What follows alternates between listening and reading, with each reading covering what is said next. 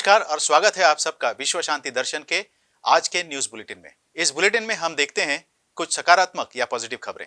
सबसे पहले नजर आज की सुर्खियों पर। अब रास्ता बताएगा हेलमेट में लगा संयंत्र। कन्याकुमारी से चेन्नई तक की दौड़ से पहुंचा सामाजिक संदेश। 3D इमेजिंग और रोबोटिक्स का शस्त्रक्रिया में हुआ उपयोग। एक ITIN ने नौकरी छोड़कर गांव बसा दिया। बाइक चलाते समय रास्ता जानने के लिए अब बार बार फोन देखने की जरूरत नहीं है। देखते हैं क्या है यह आविष्कार। बेंगलुरु के 3 इंजीनियरिंग छात्रों ने एक उपकरण बनाकर अनोखा कारनामा कर दिखाया है। इन्होंने एक ऐसा उपकरण बनाया है जिसे चिनगार के साथ आने वाले फुल साइज हेलमेट में लगाया जा सकता है और यह बाइक चला रहे व्यक्ति को नक्शा दिखाता है।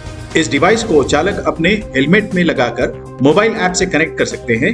इसके बाद मैप में वो जगह डाले जहां उन्हें जाना है। बस उसके बाद जैसे जैसे चालक अपने सफर पर आगे बढ़ेंगे, इस डिवाइस की मदद से उन्हें विजुअल क्यू मिलती जाएगी। अगर उन्हें दाएं मुड़ना है तो डिवाइस के दाईं तरफ LED ऑन हो जाएगी और अगर बाएं जाना है तो बाईं तरफ लगी LED ऑन हो जाएगी। इससे बाइक चलाते हुए उन्हें बार बार मैप देखने की जरूरत नहीं होगी। Ramaiah institute of technology Bengaluru के इंजीनियरिंग के छात्र मिलिंद मनोज, प्रदीप पार्थसारथी और रिया गंगमा ने मिलकर यह उपकरण बनाया है। सामाजिक संदेश फैलाने के लिए एक बालक ने लगाई 750 किलोमीटर की दौड़। आइए जानते हैं सर्वेश साईराम के बारे में। अधिकांश लोग अभी भी प्लास्टिक पर निर्भर हैं। बहुत से लोग यह जानते हुए भी प्लास्टिक का उपयोग करते हैं कि वह पर्यावरण को नष्ट कर सकता है। इसके बारे में अक्सर जागरूकता की जाती है। दूसरों को प्रेरित करके शाश्वत जीवन की ओर कदम बढ़ाना क्यों आवश्यक है, इस बात की याद दिलाते हुए 9 साल का एक लड़का बदलाव लाने की कोशिश में लगा है। मैट्रिकुलेशन स्कूल वेस्ट तांबरमल के छात्र सर्वेश साईराम ने शाश्वत विकास के लिए संयुक्त राष्ट्र के वैश्विक लक्ष्यों के बारे में जागरूकता पैदा करने के लिए कन्याकुमारी से चेन्नई तक मैराथन दौड़ शुरू की है। सर्वेश 750 किलोमीटर का रास्ता करीब 10 दिनों में पूरा करेंगे। अपने विश्व रिकॉर्ड अभियान के दौरान वह 2 लाख से ज्यादा बीज भी बोएंगे। रोटरी इंटरनेशनल और जूनियर चेंबर इंटरनेशनल इस तरह के पहले प्रयास का समर्थन कर रहे हैं।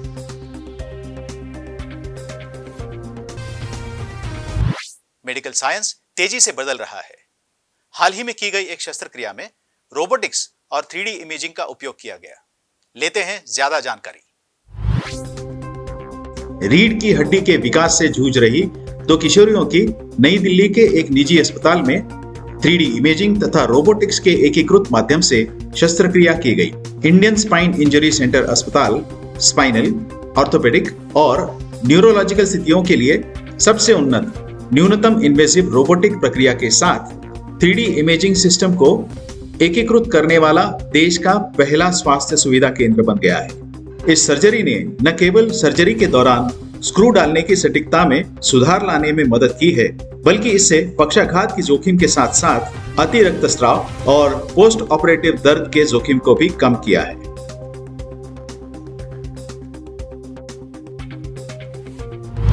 जो लोग शहर की भीड़भाड़ से दूर रहकर जैविक खेती करना चाहते हैं, उनके लिए एक पहल की गई है। आइए इसे विस्तार से जानते हैं। हैदराबाद के एक व्यवसायिक सुनील रेड्डी शहर की भीड़भाड़ से कहीं दूर एक सीधी सादी जिंदगी जीना चाहते थे। शहरी जीवन उन्हें रास नहीं आ रहा था। प्रकृति के नजदीक रहकर वह उसे महसूस करना चाहते थे। सुनील ने बताया कि अपने शहरी जीवन और रहन सहन से थक गए थे वे, और फिर उन्होंने इससे दूर जाने का फैसला कर लिया। वे प्रकृति से जुड़ना चाहते थे और इसके लिए खेती करना उन्हें बेहतर विकल्प लगा। सन 2015-16 के बीच वे बेंगलुरु में जमीन के छोटे से टुकड़े पर जैविक खेती करने लगे, लेकिन जल्द ही उनके सामने समस्याएं आनी शुरू हो गई। छोटे किसान के सामने आने वाली चुनौतियों के बारे में वे काफी कुछ जान चुके थे। उन्होंने कई किसानों से व्यक्तिगत तौर पर बातचीत की। बहुत से लोगों ने खेती के लिए जमीन खरीदी थी और वीकेंड फार्मिंग कर रहे थे। इनमें से कुछ तो सफल रहे, लेकिन कई लोग कुछ सालों तक समस्याओं से जूझने के बाद हिम्मत हार कर बैठ गए थे। इस सब के बावजूद अगर फसल हो भी जाती थी तो नतीजा उतना अच्छा नहीं मिल पा रहा था। किसानों से बातचीत करने के बाद सन 2017 में सुनीत ने एक बड़ा फैसला लिया जिसने उनकी जिंदगी को बदल कर रख दिया। उन्होंने अपने जैसे विचारों वाले लोगों को एक साथ जोड़ने के लिए सामुदायिक वन परियोजना बनाई और इसे नाम दिया बी फॉरेस्ट। इस योजना को आगे बढ़ाने के लिए सुनीत ने अपनी जमी जमाई नौकरी छोड़ दी थी। IIT मद्रास के इस पूर्व छात्र का कहना है कि शुरुआत में उनके दोस्त शौर्य चंद्रा के अलावा सिर्फ 5 अन्य लोग इस योजना में जुड़ गए थे। सुनीत का दावा है कि उनका यह समूह पूरी तरह से आत्मनिर्भर है, ऊर्जा की खपत कम से कम करते हैं और घर बनाने के लिए स्थायी सामग्री पर जोर दिया जाता है। इसी के साथ विश्व शांति दर्शन के आज के न्यूज बुलेटिन में यही रुकते हैं। देखते रहिए विश्व शांति दर्शन। नमस्कार।